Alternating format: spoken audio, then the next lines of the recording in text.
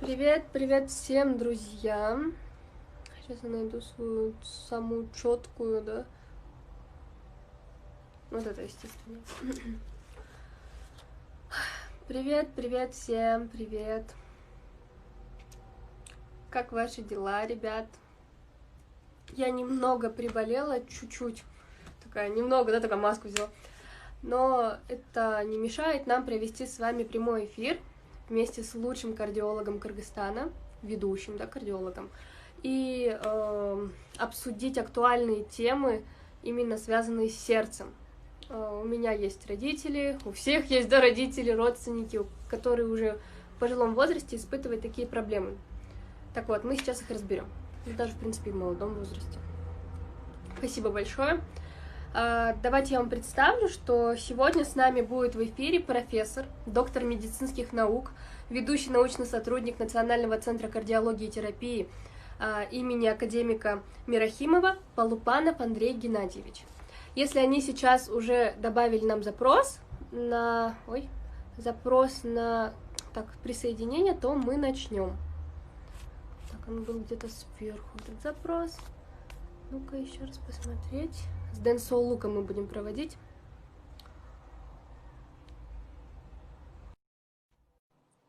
Так, ожидание. Мы ожидаем. Ожидаем мы с вами Андрея Геннадьевича. Здравствуйте. Видно, да? Здравствуйте, да. Добрый день, вернее, добрый вечер. Как ваши дела? Вот звук у нас что-то со звуком проблемы. Так, меня слышно? Все, вот сейчас слышно хорошо. Ничего, все нормально, спасибо, работаем. Хоть и вроде инфекция у нас идет, но мы сейчас все равно работаем. Вы молодцы. В таком чуть-чуть закрытом режиме, но все равно работа идет, больные есть, поэтому работать Выполнять приходится. свой долг. Да, правильно. Хорошо, Андрей Геннадьевич, я сразу же начну тогда с вопросов, которые мы собрали от наших подписчиков, зрителей. Так, первый вопрос. У меня долгое время... Нет, давайте я напомню, что у нас также есть мини-игра, за которую мы будем дарить с вами прием, бесплатный прием у вас. Это за самый интересный, да, комментарий, скажем так, вопрос. Да, и двум активчикам, двум активным, да, людям мы подарим кое-что классное. Я вспомню, вам скажу. Хорошо. Тогда начнем с первого вопроса. Хорошо. У меня долгое время был повышен холестерин. Теперь с помощью диеты и лекарств я привел его в норму. Значит, я застрахован от инфаркта и инсульта. Это вопрос. Это вопрос, да, был? Ну, смотрите, да, если у человека высокий холестерин, это очень важный фактор риска инфаркта, инсульта, других осложнений, сердечной недостаточности. И если холестерин там выше 5, то это считается вот среди в популяции, скажем так, то это считается выше, чем в норме. Но для человека, который страдает уже сердечно-сосудистой патологией, там нормы идут ниже. И вот если с помощью лекарств или с помощью диеты нам вот удается добиться снижения холестерина, а нам необходимо, чтобы есть плохой холестерин, есть хороший холестерин. Так вот, нам необходимо, чтобы плохой именно холестерин снизился, а хороший, наоборот, стал выше. И вот если мы снижаем холестерин, вот плохой, либо протеинов низкой плотности меньше, чем от 1,8, то практически, да, мы достигаем цели, и, значит, риск развития инфаркта, инсульта становится минимальным. Так вот, нужно спросить у нашего слушателя, до какого уровня он снизил холестерин либо протеинов низкой плотности. Если он его снизил 1,8 и меньше, в таком случае, да, у него практически минимальный риск развития инфаркта, инсульта. Но смотрите здесь. Дело в том, что и вот инфаркт, и вот инсульт, и сердечная недостаточность – это мультифакторная патология.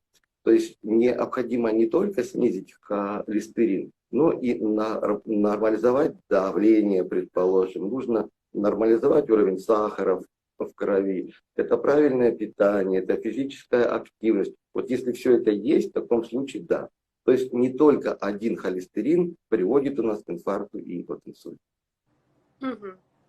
То есть и на другие факторы нам также надо влиять. Ну, в принципе, как и обычно, если мы болеем, то это связано со всем организмом вместе. Со всем организмом, абсолютно верно. Здесь не только холестерин будет играть роль. Хорошо. Но необходимо знать, что без холестерина атеросклероза нету, и, соответственно, да, это один из очень мощных факторов. И поэтому, если вот наш слушатель нормализовал себе холестерин, это очень хорошо. И я считаю, что он также воздействует и на другие факторы риска. Окей.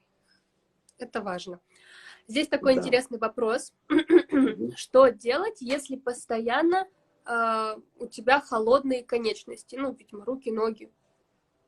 Это связано как-то с сердцем? Нет, это больше связано, скорее всего, с регуляцией тонуса сосуда. Или это связано с эндокринной патологией. То есть вот люди, которые страдают, предположим, вот раньше мы это называли нейроциркуляторной дистонией, вот у них действительно или мокрые, или холодные ладошки идут, или это может быть связано с заболеваниями щитовидной железы. Поэтому нужно такому человеку сдать гормон ТТГ, ну и, конечно, вот обратиться лучше к неврологу, поскольку это больше их патология, но в отношении сердца это может быть только у больных сердечной недостаточностью. Да, это может быть, но там клиническая симптоматика будет, конечно, не то, что человека беспокоит холодные и мокрые ладошки. Прежде всего, это будут вот одышка, это отеки ног, боли в области печени и так далее. Другими словами, там клиническая симптоматика гораздо более серьезная, и больной вряд ли вот обращает внимание на то, что у него холодные ладошки. Это другое чуть-чуть. И поэтому здесь либо к эндокринологу и сдать тиреотропный гормон, или же это надо к неврологу вот обратиться. Все, То есть сердцем нет.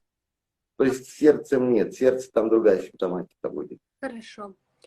Мне 27 лет. У меня скачки давления. То повышенное, то нормальное, то низкое. И это продолжается уже в течение недели. Это гипертония? Что мне делать? Нужно ли принимать лекарства? Нет, это пока еще трудно сказать, что гипертония, поскольку по определению гипертония это стойкое повышение давления. В данной ситуации человеку нужно, скорее всего, подойти к врачу, обследоваться, посмотреть почки, посмотреть надпочечники, посмотреть гормоны. То есть вот так вот поставить суточный монитор от АД и после этого решать, повышено ли оно вот у него или нет. То есть вот из-за каких-то скачков в течение недели сразу поставить гипертензию это невозможно.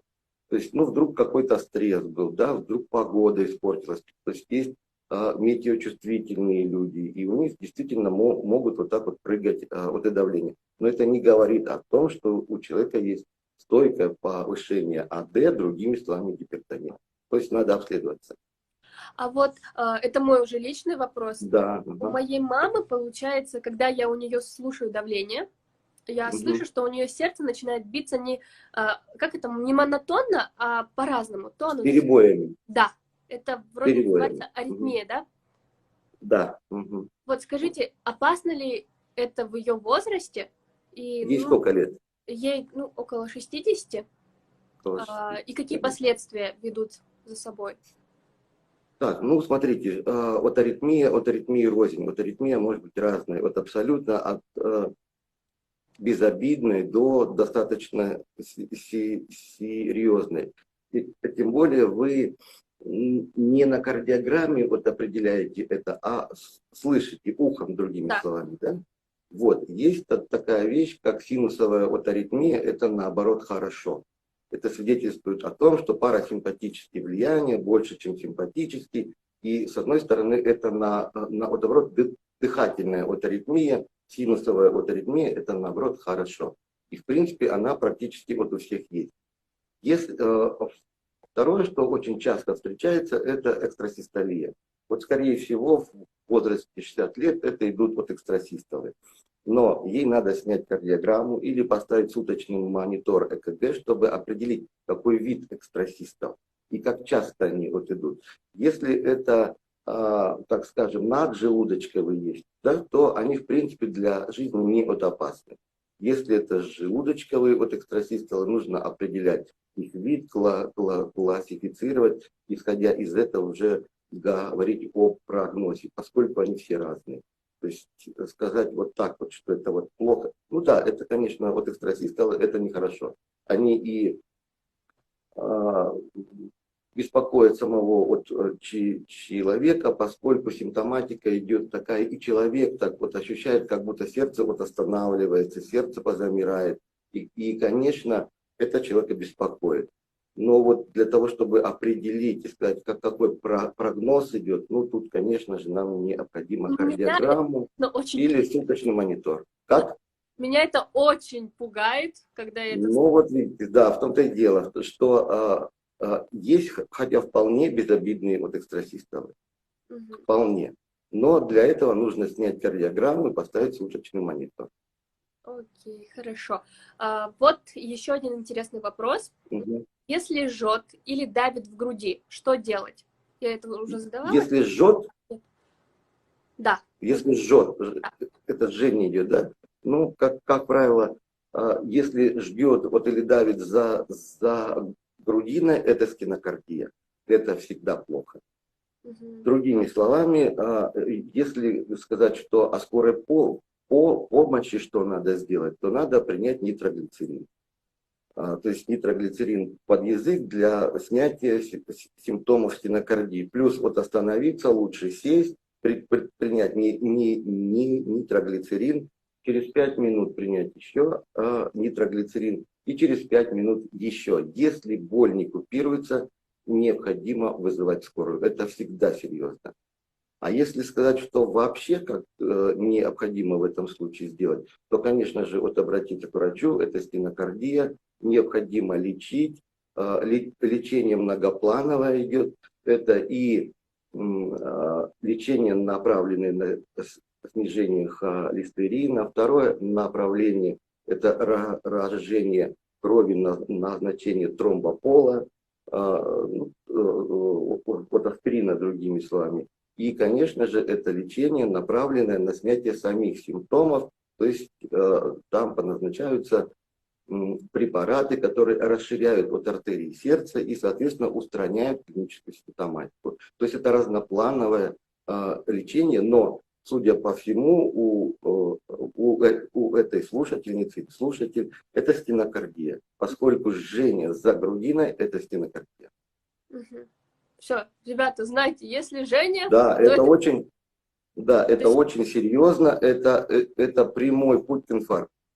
Ого. Если не лечить, не принимать препараты, снижающие холестерин, не принимать тромбопол и не принимать препараты, которые расширяют артерии сердца, это, конечно, в любое время может закончиться инфарктом. Угу. Хорошо, будем знать. То Это есть очень это всегда полезно. серьезно. Это очень всегда серьезно. Ага. Хорошо. Вопрос. Правда ли, что высокое давление нельзя быстро снижать? И к чему это может привести? В принципе, верно, высокое давление резко не снижают, особенно если у пациента идет криз. То есть криз, осложнившийся, предположим, инсультом, осложнившийся от инфарктом, да, его сразу резко не снижают. В течение первых 2 часов нам необходимо снизить на 25% от исходного, а затем уже стремиться к норме. Но, другими словами, на все снижение у нас идет где-то часа 3-4.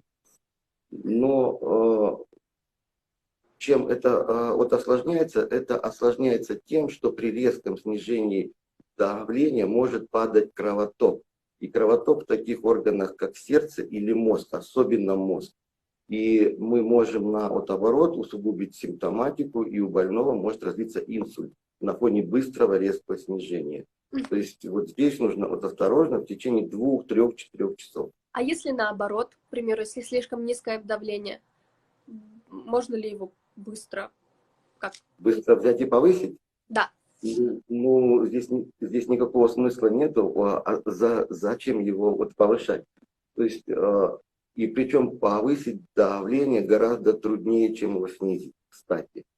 И поэтому, если у человека, вот раньше мы выставляли диагноз нейроциркуляторная дистония по гипотоническому типу, сейчас это считается гипотоническая болезнь, то есть у человека идет масса клинических симптомов, включая там обмороки, и низкое давление, меньше, чем 90/60, вот его повысить гораздо труднее, чем если у человека гипертония идет.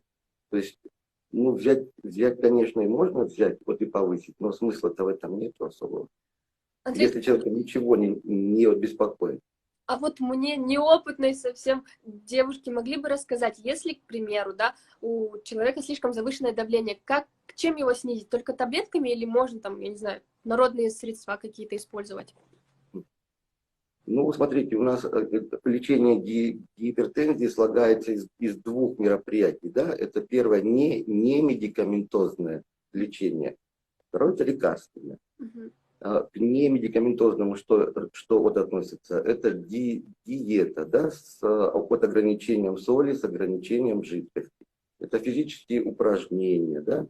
Это отказ от курения, отказ от употребления алкоголя. То есть вот тех факторы, которые могут сами по себе спровоцировать повышение АД. То есть это не медикаментозные мероприятия. Можно из народных средств, ну скажем, зеленый чай, что-то вот успокаивающее. Это также может нам способствовать снижению давления. Но если цифры очень высокие, выше, чем 160/100, этих мероприятий будет точно недостаточно. И вот только тогда нам приходится прибегать к лекарственной терапии и назначать уже лечение. Угу. Ну, то есть лекарственные. Ну, их много лекарств, в принципе. Ага. А вот спрашивают, если давление снизится, как можно поднять? Чем? Ну, если вы в домашних условиях, то это крепкий чай, это кофе, это шоколад. Ну, а дальше надо, если оно стойко низким сохраняется, надо вызывать скорую. Угу. А там у них есть уже методики, это внутривенные там и капельницы, и гормоны можно дать. Но что можете сделать вы в домашних условиях, это жидкость, это чай, это кофе и шоколад. Все, у вас больше ничего нет. Хорошо. Окей. Веду здоровый образ жизни. Правильно питаюсь, занимаюсь спортом, но при этом холестерин остается повышенным. Что делать в этой ситуации? Ну, смотрите, я хочу сказать, что уровень холестерина у нас на 70% генетически закодирован. То есть с помощью диеты, с помощью физических упражнений, там, вот хоть что подключайте, его можно снизить максимально на 1,5 миллимоль на литр. Все. Дальше он не снизится у вас, поскольку работает генетика. В этой ситуации надо начать прием лекарственных средств, которые снижают холестерин. Как правило, это статины. У нас есть аторвастатин, у нас есть розвастатин. То есть надо начать медикаментозный препарат. Тут ничего не сделаешь. Хорошо. Да. Понятно. Теперь, спазматические боли в области сердца в 18 лет – это норма или патология? Что за боли? Спазматические боли. 18 лет? Да. Ну, смотрите, в 18 лет, ну, в таком раннем возрасте практически коронарная болезнь сердца встречаться не может. Это что-то другое. Что другое? Это могут быть невралгии, это может быть остеохондроз, там у нас проходит пищевод. Соответственно, нужно посмотреть, все ли в порядке с пищеводом, с желудком.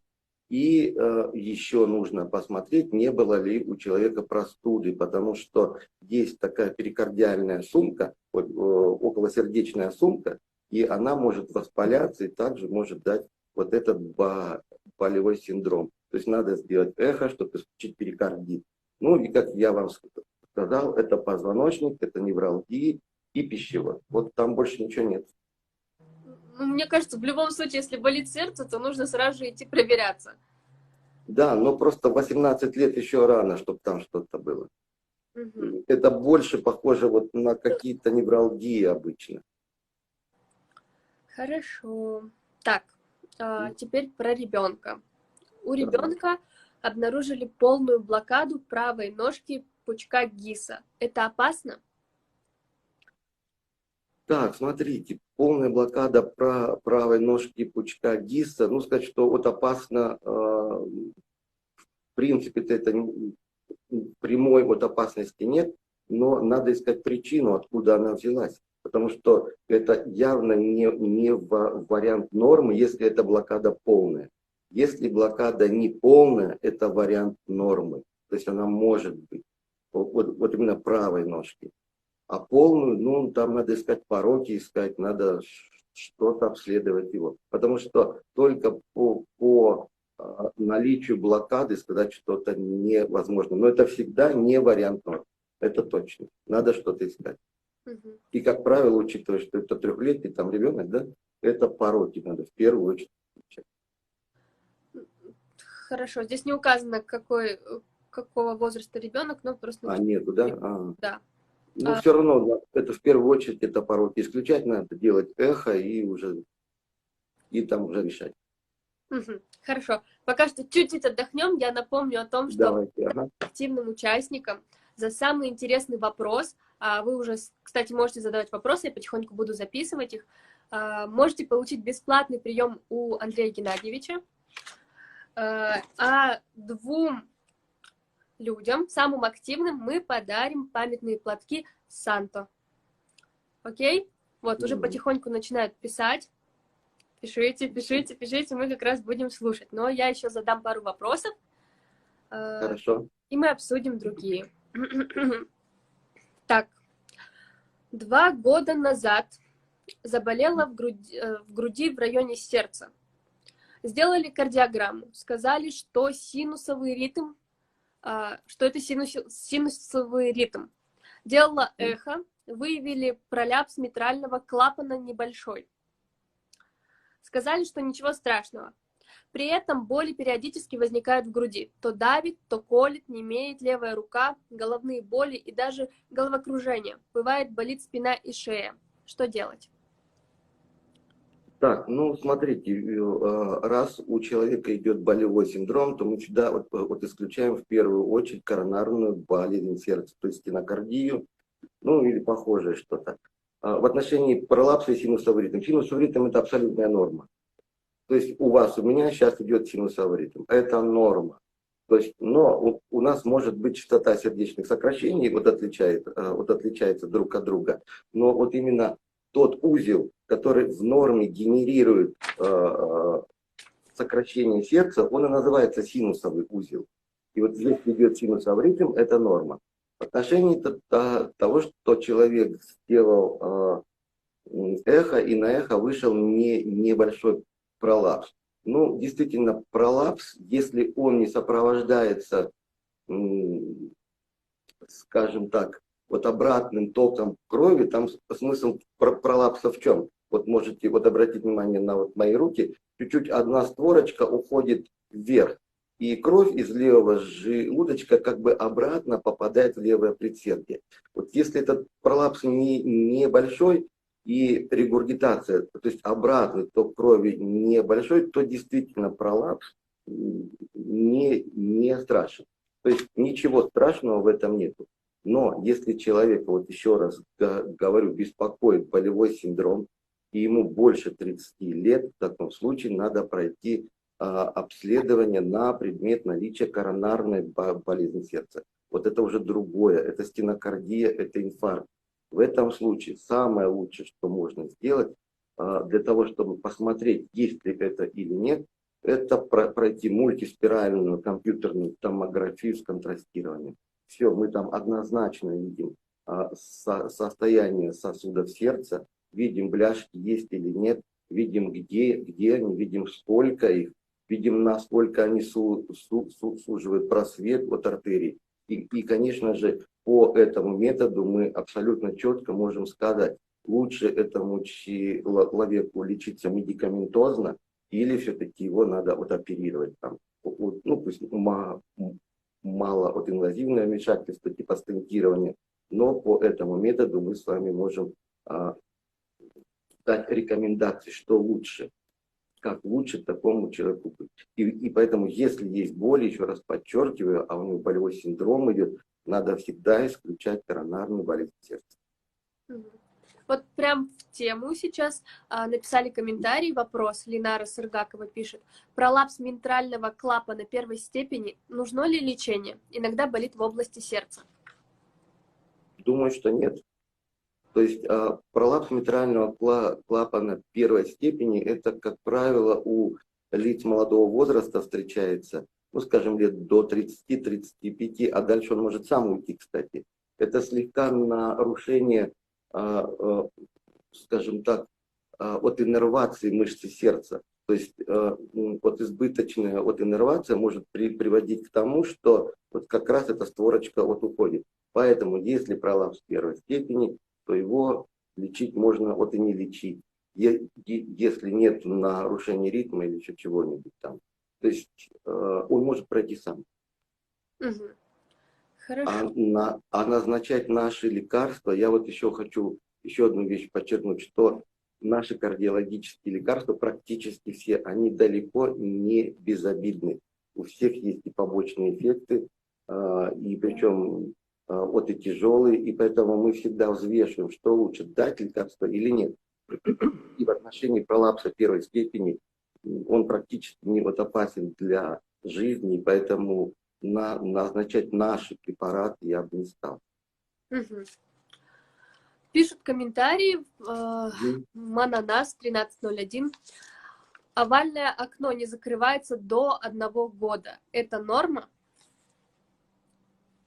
Ну, вот овальное окно должно закрыться после рождения в течение, ну, скажем, до 6 месяцев. Если не закрылось, конечно, это уже не норма. Это считаем дефект межпредсердной перегородки. Я рекомендую вот обратиться в кардиохирургию. Угу. Вот в данном случае это пусть кардиологи, кардиохирурги, именно детские посмотрят и уже решат, что делать. Сейчас хочу сказать, есть очень много методик. Без открытой вот операции на сердце ставится окклюдер, закрывается это отверстие и все, и без всяких последствий. Угу. Классный вопрос, тоже еще один. Да. Бон пишет, какие самые частые бессимптомные болезни сердца? Это гипертония и высокий холестерин. То есть гипертония очень часто, как и высокий холестерин, манифестирует сразу осложнениями. То есть вот гипертензию так вот и называют тихим или молчаливым от убийцы. Дело в том, что симптомов нету, давление высокое, человека ничего не беспокоит, и человек вот обращается к врачу только тогда, когда у него развиваются вот осложнения. А осложнений у гипертензии 5. Это вот инфаркт, это инсульт, это почечная недостаточность и потеря зрения. Вот другими словами, как только манифестируют вот осложнение, вот тогда только человек, к сожалению, и вот обращается за медицинской помощью. То есть это бессимптомные.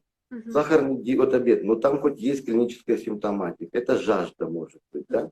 А у гипертензии и высокого холестерина точно симптомов нет. Хорошо. В чем разница симптоматики инфаркта у женщины и у мужчины? Есть ли вообще разница? Это симптоматики, какой симптоматики? Ну, в плане инфаркта у женщины и мужчины. Нет, клиническая симптоматика у них примерно вот одинаковая. Это боли за грудины, сжимающего или давящего характера, которые продолжаются более 20 минут. это подозрение на инфаркт. Хоть мужчина, хоть женщина. От иррадиации там, в левую руку, в челюсть, под лопатку и так далее. То есть особо, чтобы различия вот у мужчин и вот у женщин, ну, такого нет. Будем... Но я хочу сказать, знаете что, здесь чуть-чуть другое. То, что в последнее время все наши заболевания сердца стали протекать атипично. Другими словами, вообще не похожая боль в области сердца, или даже в области руки, снимаешь кардиограмму, а там инфаркт. Вот атипичная клиническая картина это может быть. Но она может быть как у мужчин, так и у женщин. Хорошо. Так, у меня тоже интересный вопрос есть по поводу порока сердца у детей. Влияет ли он на вес, на развитие ребенка? Конечно, конечно, абсолютно точно. Но здесь все зависит от порока. Есть и тяжелые синие пороки, есть менее тяжелый бледный, но все равно так или иначе порок влияет на кровообращение в легких. Это всегда более частые простуды, это всегда торможение в росте. Ну и, конечно, если порок есть, здесь надо вот обязательно сходить на консультацию к детскому кардиологу, к детскому кардиохирургу. И, конечно же, надо решать от оперативного вмешательства, как правило. Это точно влияет. Хорошо. У моего племянника тоже был порок сердца, и нам сказали, что до 5 лет у него должно было зарасти там дырочка, что ли, в сердце. И если она зарастет, то все будет нормально. Если нет, то придется делать операцию. Вот. Ну, вот и как сейчас? Сейчас все хорошо, все зашло, да. Но все хорошо, ну все. Единственное, вы правы в том, что он очень много болел, очень часто болел, очень был слабый. Вот, это всегда нарушение кровоснабжения в легких идет. И поэтому это, как правило, более частые простуды, более тяжело протекают. Поэтому идет вот отставание в развитии. Поэтому это всегда нужно вот обратиться к кардиологу или кардиохирургу, чтобы решить вопрос по дальнейшей тактике. Хорошо. Вот Линара еще раз задает вопрос. Что можете сказать про таблетки рибоксин? Можно ли пить, когда есть боли в области сердца?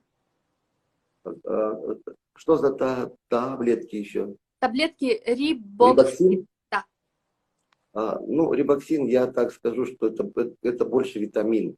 То есть особого лечебного вот эффекта нету. И в настоящее время в кардиологии он не используется. Ну и тем более применять его при болях сердца нет никакой необходимости. Это витамин, он боль не снимет, на кровоснабжение сердца влиять не будет, на атеросклероз влиять не будет, и поэтому это бесполезно. И действительно, что необходимо сделать, это сесть и принять таблетку нитроглицерина под язык. Вот это да, это препарат, который напрямую расширяет артерии сердца. Хорошо. А вот рибоксин это бесполезно. То есть это просто витамин? Это просто витаминка, да.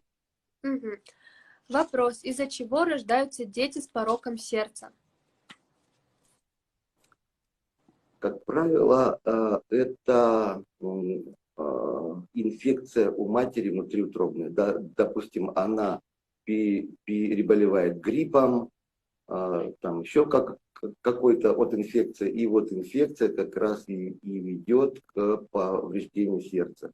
Второе, что может быть, это некоторые лекарственные препараты могут вести. Ну и вот как раз у нас в институте была целая научно-исследовательская работа как раз об эпидемиологии, ну, о причинах. И там, вот насколько я знаю, это даже использование соток, вот, в том числе. Но основное это все-таки вот инфекция. И вот инфекция вирусная.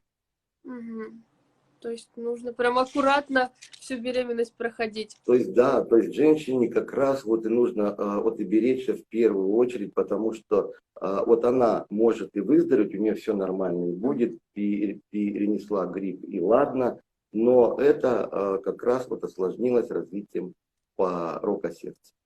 То есть у ребенка все равно будут последствия от матери. Да. Вот, Вот у хорошо. них тормозит Актуальный вопрос. экран почему-то. Все хорошо? Как еще раз? Все Да у хорошо. нас чуть-чуть, вот экран чуть-чуть как-то и тормозит слегка. Ну ладно, в принципе, вас слышно и нормально. Ага, хорошо. Так, актуальный вопрос. Какие Мгм. медицинские препараты лучше всего разжижают кровь? Ну, я сказал, да, что это препараты аспирина, в частности, это тромбопол. Вот он четко разжижает кровь. Пьют его в дозировке от 75 до 150 миллиграмм в сутки. Меньше считается дозировка не от эффективна, а больше, чем 150 миллиграмм, там уже от эффективности в плане разжижения крови нету, но зато появляются побочные от эффекты в виде гастрита, в виде кровотечений и так далее.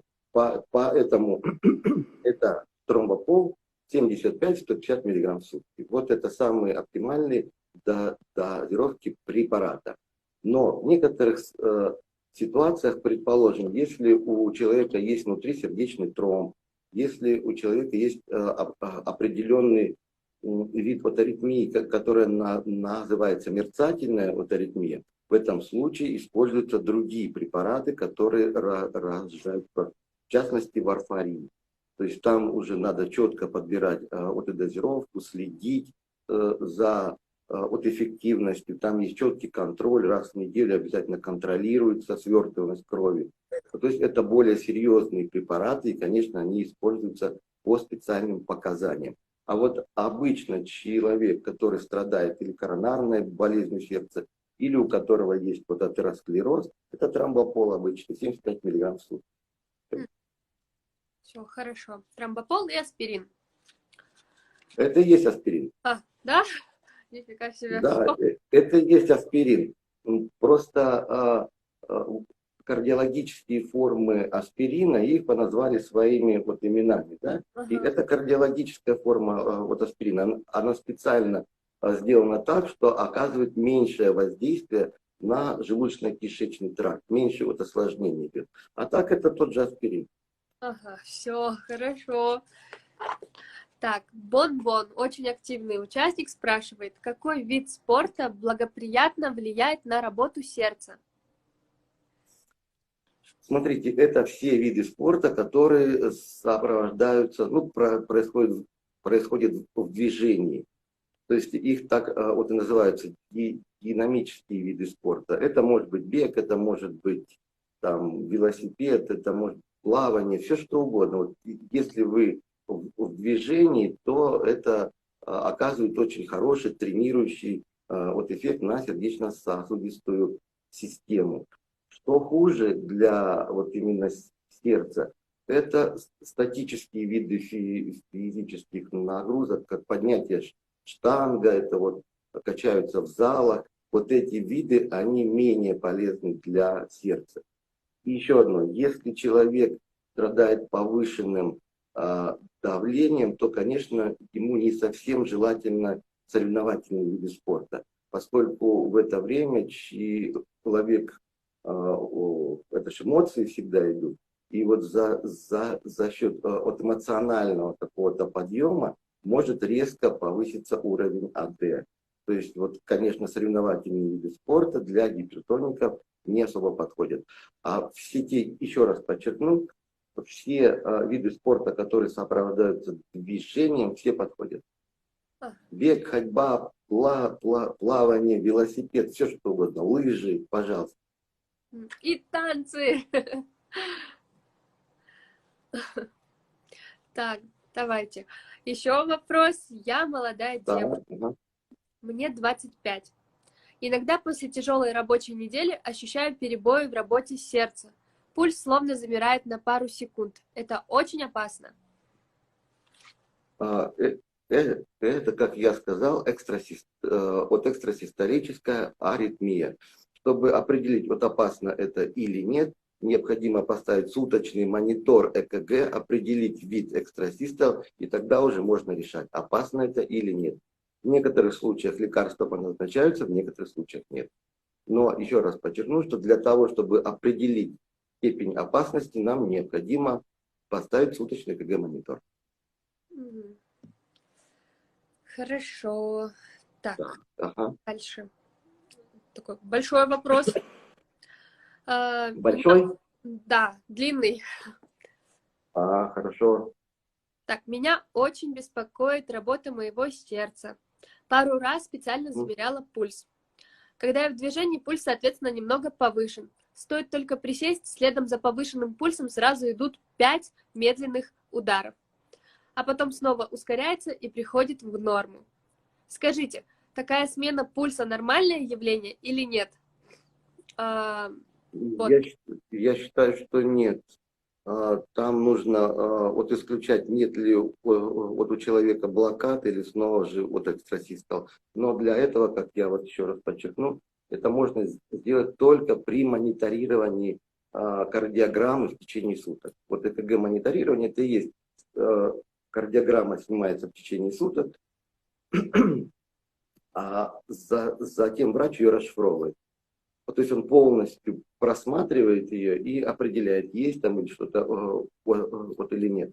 И при этом пациент, кстати, лучше, если пациент ведет дневник, он сам отмечает, что вот в такое-то время, ну, предположим, там в 14:00 меня беспокоили боли, там в 15:00 у меня были перебои или замирание сердца.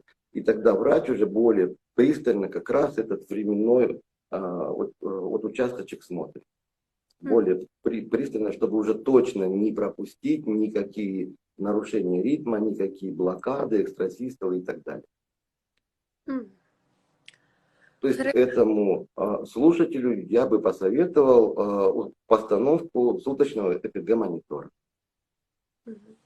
Хорошо, вопросы, которые мы собрали с предыдущих вот комментариев, закончились.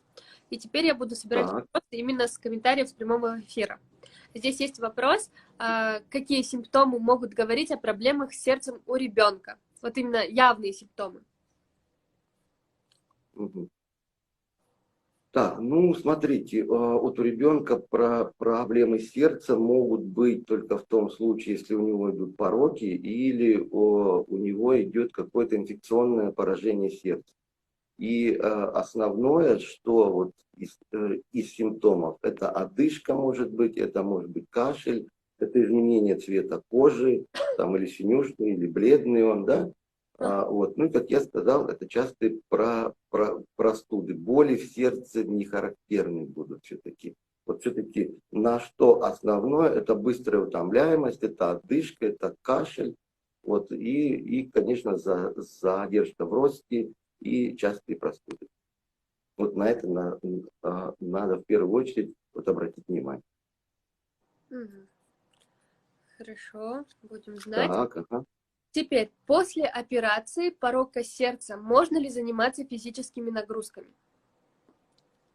Да, если порог сердца скоррегирован, то, конечно, можно, абсолютно. Потому что всю внутрисердечную, так скажем, кровоток внутри сердца с помощью вот операции хирурги скоррегировали, и, соответственно, человек спокойно может заниматься физической активностью. Может спортсменом быть, в принципе. Классно. Хорошо. Тогда сейчас ребята все спрашивают, в какой больнице вы работаете. Я расскажу, что Андрей Геннадьевич, Полупанов Андрей Геннадьевич, профессор, доктор медицинских наук, ведущий научный сотрудник Национального центра кардиологии и терапии имени академика Мирахимова. Вот, ребят. Да, это как его вот обычно называют, это вот институт кардиологии, который на Токтагула, то Голополдо. Как раз вот это пересечение, там и стоит наша клиника. Такое высокое, да, здание? Да, пятиэтажное здание. Там несколько корпусов, включая кардиохирургический корпус, включая стационары и включая поликлинику. Хорошо. Эфир мы обязательно сохраним, ребят. В принципе, все такие очень серьезные вопросы закончились. У меня тоже закончились. Было очень интересно, Андрей Геннадьевич. Я, наверное, тоже приду к Спасибо, вам мне с моей тоже. мамой обязательно. И давайте мы с Все. вами озвучим, кто у нас сегодня выиграл. Да, такой наш мини-конкурс. Я заметила, что Бон-Бон, нижний слэш, 7, очень задавала много интересных вопросов, именно зачастую связанных с детьми. Поэтому он будет у нас победителем, который получает бесплатный прием у вас. И Хорошо. Нам только нужно поговориться о времени, да? Да, ну, с ними уже свяжутся, там, все, короче, будет Все сделано. хорошо, хорошо. И вот еще 2 человека, которые тоже были активны. Это Сыргакова Ленара, самая первая, кто начала задавать вопросы. И задал нам вопрос, такой ник интересный, NN4 М-ки 1, 2, 3, 4, 5. Все. Вы у нас получаете, да, такие подарочные призы от наших друзей. Это памятные платки Санто. В принципе, все. Большое спасибо вам, было очень познавательно. Да, спасибо, Зофия, мне тоже очень приятно. Вам всего самого лучшего и, в первую очередь, здоровья. Да. Хорошей работы вам, до свидания. Вам и вашим близким. Счастливо.